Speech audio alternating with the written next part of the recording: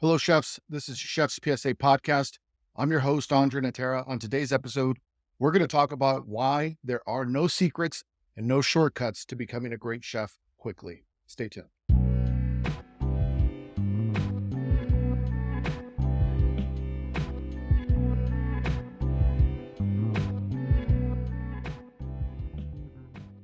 Before we get started, just a brief update. I'm a part of a group called El Paso Family Meal with a lot of other really good chefs, including my good friends Rico Torres, Gabe Morales, Fermin Nunez, Omar Flores, Jake Rojas. Anyway, there's a group of us chefs that are all from El Paso, Texas, and we come together to cook, one, because it's fun and we don't get to see each other often, and it's a good time, but two, because we want to really bring awareness around the culinary food scene from El Paso, Texas. It always goes to a good cause to support a charity in El Paso, Texas. Well, anyway, on Wednesday, May 29th, I will be at Bacalar cooking along with some other chefs, including Top Chef winner Gabe Morales, and we will be throwing down. I got, I think right now, one of the seafood courses, so I better remember how to cook quickly. So if you're going to be in Austin, Texas, that's going to be a great dinner. You don't want to miss it. Also, if you happen to be in Austin, Texas, Live Fire, put on by the Texas Food and Wine Alliance, is happening on April 11th. A lot of great chefs are going to be there. If you enjoy going to those food grazers, I might be there. You can come say hi, come meet all the chefs, eat some good food, drink some good beverages, and support the culinary community in Texas. If you happen to be in Austin, you don't want to miss that event. If you want to support the show, if you're listening on Spotify, make sure you leave 5 stars. Stop what you're doing, because a lot of you have not left 5 stars yet. So stop, hit the little rating button, 5 stars. Nothing less than 5 stars. I'm your favorite chef, your favorite retired chef, I should say. Anyway, we digress. If you're watching on YouTube, make sure you subscribe, share, comment, all those things. We appreciate the support. I wanted to make an announcement today. I am building a Substack.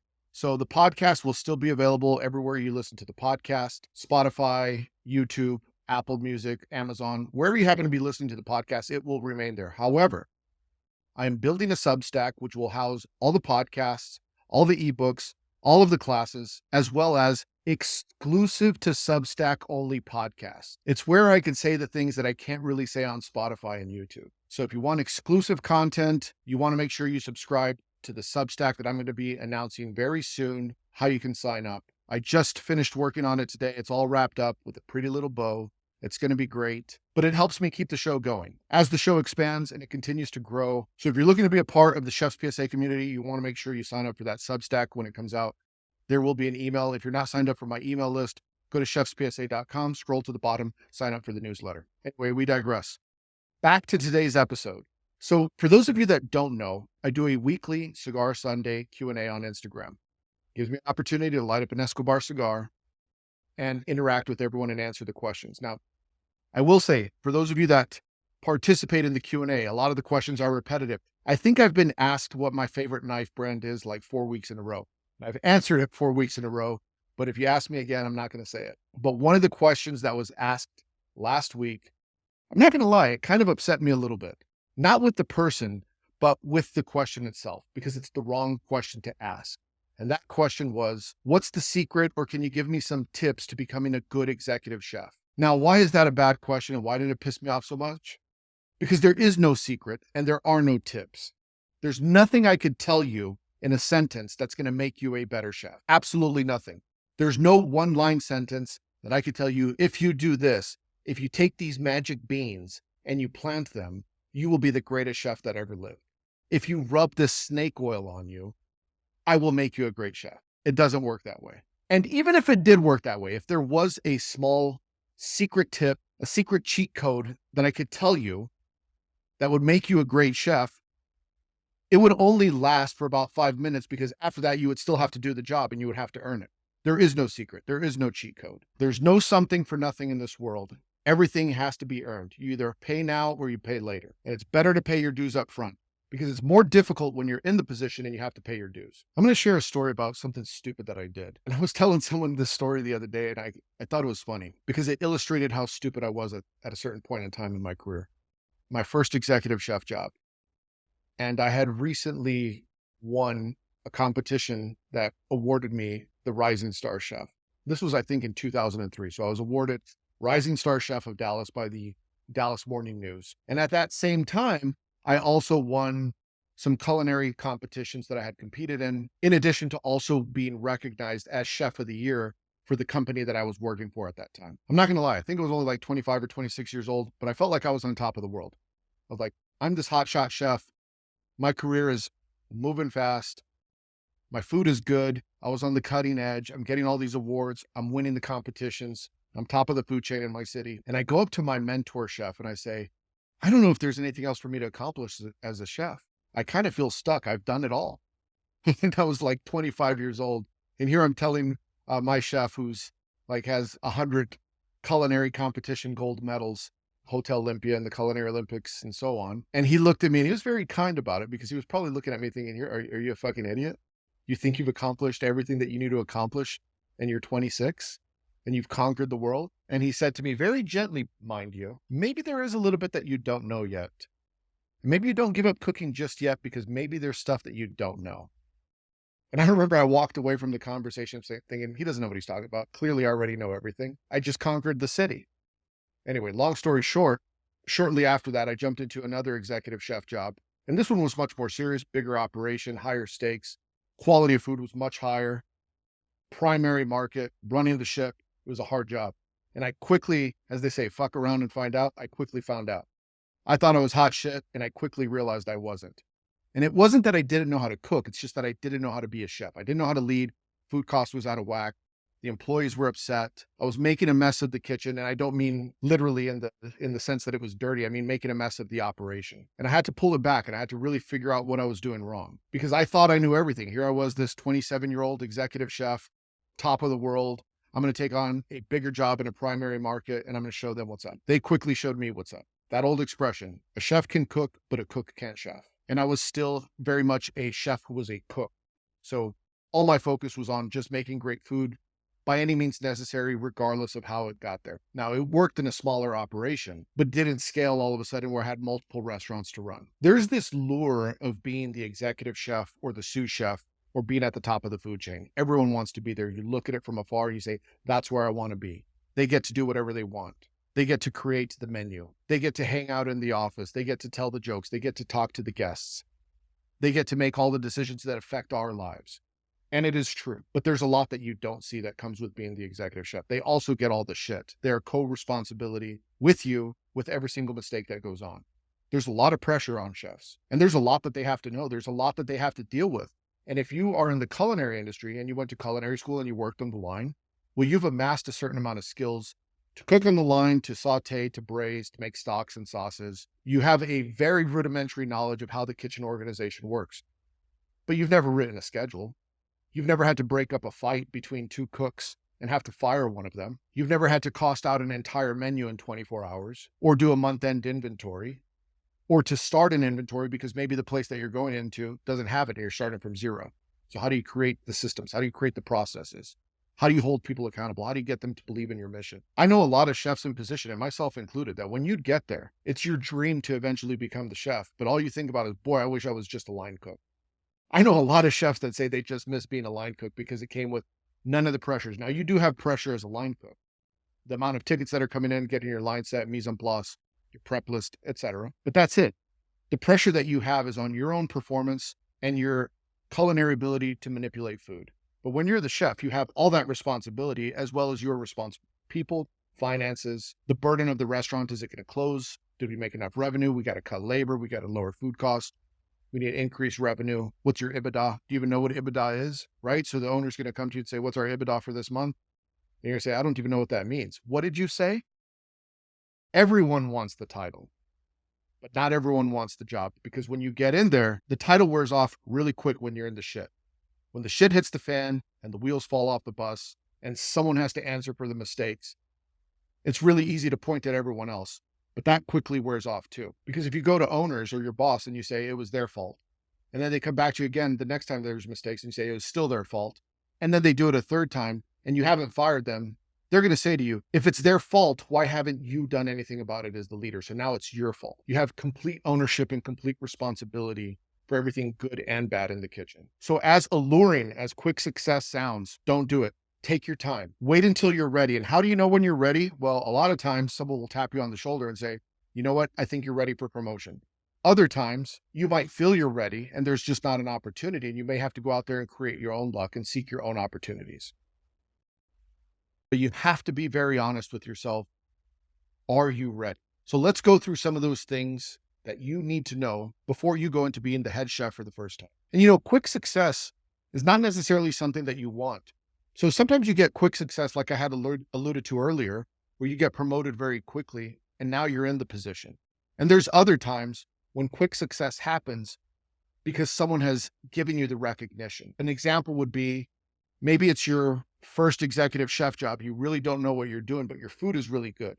And all of a sudden, someone writes about you, you get a stroke of luck, and now you are the darling of the food scene in your particular market. I've seen this go wrong for a lot of chefs because they get the media attention for the first time and they're not prepared for it. They're a young chef. It gets to their head.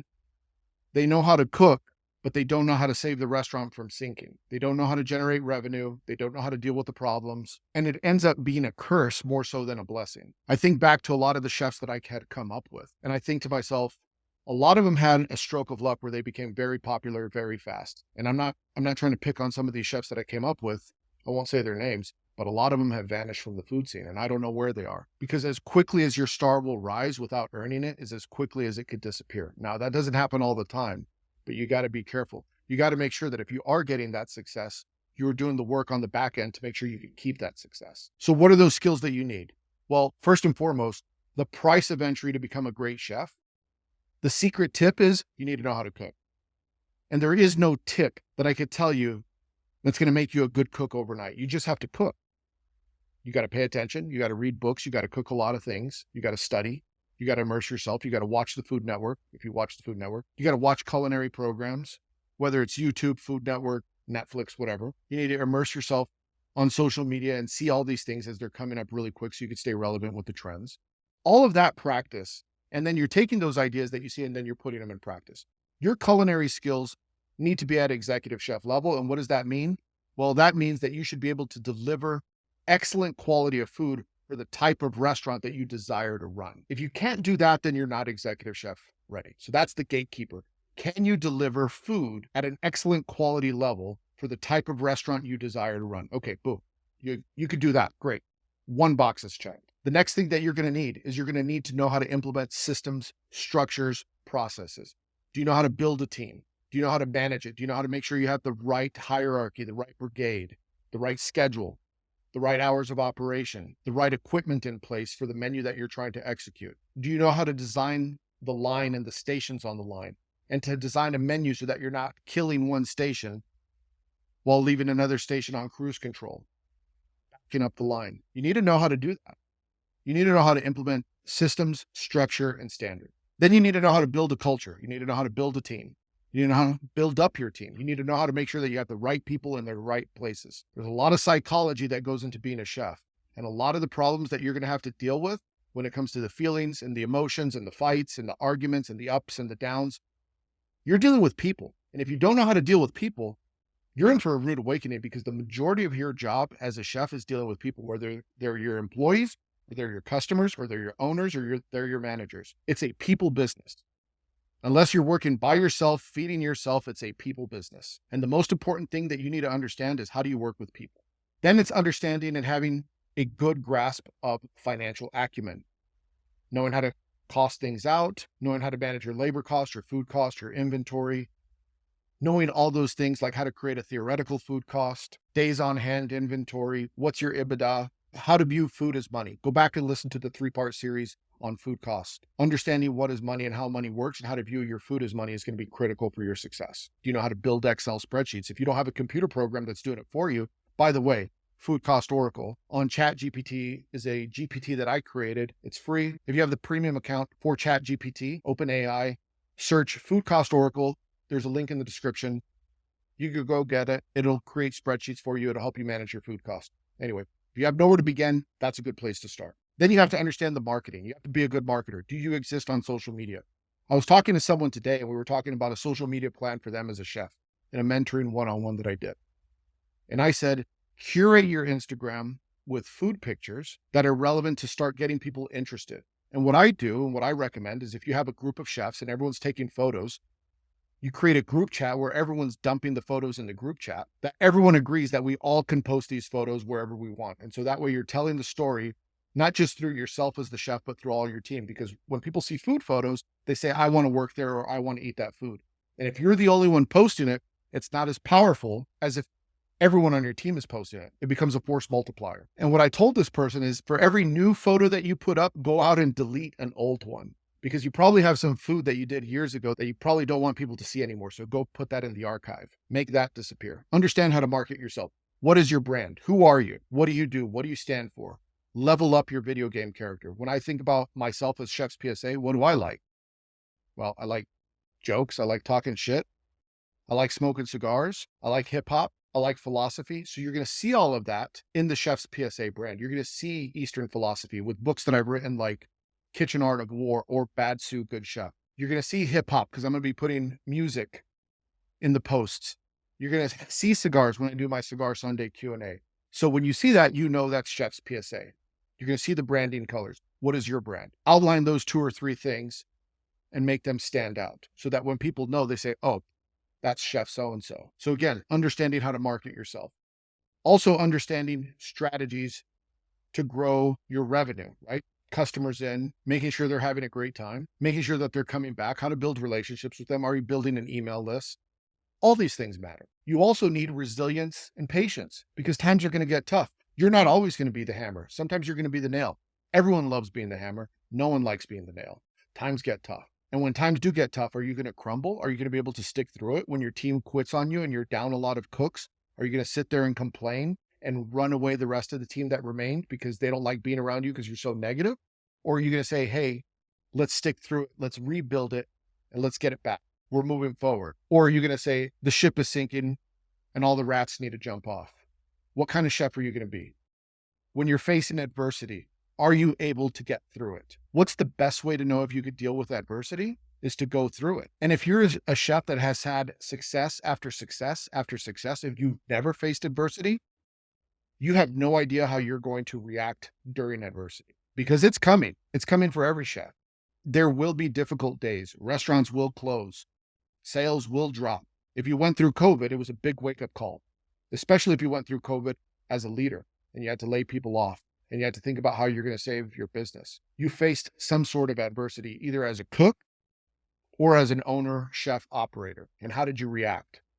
And what did you learn? Now, hopefully you have a plan for the future and you know how you're going to deal with difficult situations. The other thing you're going to need is passion and dedication and discipline. If you have discipline, you don't need motivation. Motivation is like a little bit of chocolate. It's a sugar high. But once that motivation is gone, discipline is going to carry you through. Motivation opens the door. Discipline walks through that door every single day. And if I had one or the other, I'd rather have discipline over motivation. People always ask me about motivation. How do I get motivated? How do I motivate my staff? It's like not everything requires motivation. Sometimes you just got to do shit because you have to do it. It's difficult and it sucks. But guess what? If you're not going to do it, who's going to do it? And you're paid to be the leader. So who's going to do it? Whose job is it? You don't need an inspiration to do every single thing in the kitchen. Do I need to inspire someone to cut an onion? No, you just have to cut the onion. Do you need to inspire someone to do the right thing? No. Sometimes you have to do the right thing because that's your job and you're the leader and doing the right thing is what it is. And you got to want it. You got to want to push yourself. I can't give you a magic bean that you're going to plant and it's automatically going to make you want to push yourself every single day. No. No one is going to get you out of bed when times are tough. No one's going to come knock on the door and say, hey, you got this. I know you're down in the dumps, but you got it. No one's going to do that for you. That's when you have to overcome the adversity. This is what being a chef is all about. There's ups and there's downs. And the sad reality is when you're up, everyone wants to be around you. They all want to be your friends. They all want to get a photo with you and tag you on the gram. But when you're down, it's like you got the itis. No one wants to be around you. You got the ick. And then how do you come back from that? Everyone is so much in a hurry to go from line cook to executive chef. But take your time as a line cook. Learn the fundamentals. Learn from your chefs. You can get direct mentorship from chefs or you get indirect mentorship. Sometimes that indirect is seeing how they operate, seeing what not to do. You can learn just as much from a bad chef as you can from a good chef. A good chef teaches you what to do. A bad chef teaches you what not to do. You learn from the mistakes of others. And if you are a chef right now and you're in a position where you can mentor others, that's what your most important job is. You need to be developing your team to be the next generation of chefs. A chef's legacy is truly told through the people that they mentor. and the people that they help become great chefs. Give them critiques, give them feedback. If you're someone that's receiving critiques and feedback, be open to it. Keep an open mind that you don't know everything. Don't be like me, like I said at the beginning of the podcast, that I thought I conquered the world and I didn't need any more mentorship. Be open-minded. Be willing to receive feedback. Do a lot of introspection. And the thing about introspection is it's easy to look at other people and see where they need help, but it's very difficult to look at yourself and see where you need to improve, because we're constantly watching the movie that's going out that way. It's very difficult to flip it and see the movie that's coming this way. It's really easy to give someone advice in a situation that you've been through and tell them the right thing to do and completely ignore the fact that you've been through that situation and did the wrong thing, and you wouldn't have taken your own advice. I promise you, when you get to the chef position, you're going to look back on the journey and it's going to be fulfilling and it's going to be rewarding and you're going to be glad you did it. You're going to be glad that it wasn't handed to you. Because if it's handed to you and you don't know what to do and you don't know who to call, there's rough lessons in store for you. A lot of the respect and recognition that you get from your peers comes from earning it. Being the chef that not only is a good cook, but a good leader and a good mentor and a good steward of the business, as well as being a good person in the community. Opening yourself up to the other chefs in the community and networking, helping your community grow and being able to tell your story and grow your legacy. So long story short, if you want to be a great chef, there's no tips. There's no magic tricks. You have to earn it. You have to learn how to cook. You have to learn how to lead. You have to learn how to organize. You have to learn how to scale. You have to learn how to market yourself. You have to learn cost management. And there's no secret to learning all of that. There's only one way to do it, and that's to do it. To put in the work and to become a great chef. Don't ask that question again. So instead of asking the question of what's the shortcut to becoming a great chef, ask yourself this question. What can I do today that will make me a better chef tomorrow? 1% better every day, compounding returns over the course of time. They're going to be much greater than looking for a magic trick. So anyway, if you want to support the show, make sure you go to chefspsa.com, where you get all the books: Culinary Leadership Fundamentals, Kitchen Art of War, Bad Sue, Good Chef, Line Cook Survival Manual, and How Not to Be the Biggest Idiot in the Kitchen, as well as several free ebooks, including A Critical Path on How to Open Up a Restaurant, 100 Basic Recipes, Food Cost Mastery Guide, and the 50 Most Important Chef's PSAs, which is also a free ebook, and there's an audiobook to it as well. Keep your eye out for Substack Chef's PSA. That's coming very soon with exclusive content and behind the scenes. Get yourself some Chef's PSA merch, and make sure you leave 5 stars, nothing less than 5 stars. Let me know what you all think about this episode. Leave a comment, and we'll see you next week. Hit the porno music. Yo, it's André in the kitchen, mixing, dropping chef knowledge, no fiction, stirring up the beats, heating up the session. Listen close, class is in session.